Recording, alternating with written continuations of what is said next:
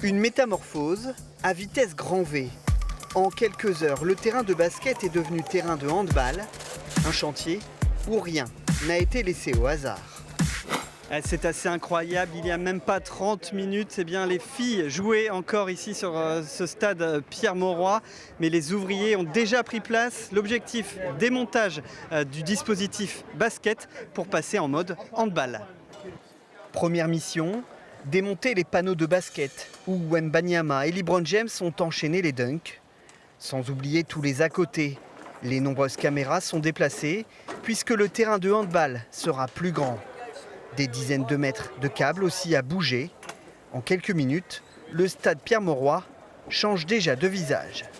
Le casque est désormais obligatoire pour ce défi logistique. 200 personnes sur le pont toute la nuit.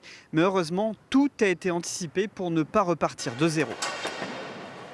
Le parquet n'est pas démonté, en fait le parquet a été posé et déjà préconçu sur la surface du hand.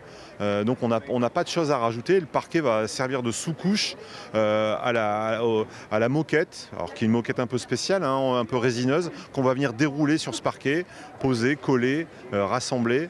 Il y a aussi un look qui va changer, il y a quelques drapeaux qu'on décroche parce que ce n'est pas les mêmes pays.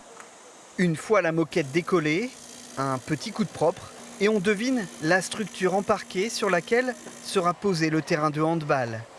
Les insignes de ce nouveau sport sont levés. Place maintenant au revêtement spécial.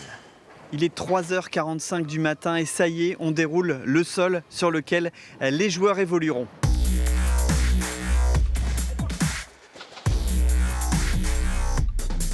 Une quarantaine de bandes déployées et on commence à imaginer le terrain en version handball.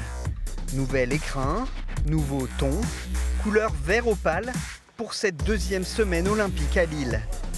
Une nuit de travail, le résultat est impressionnant. Ça y est, il est 15h, moment symbolique. Les buts viennent d'être installés sur le terrain.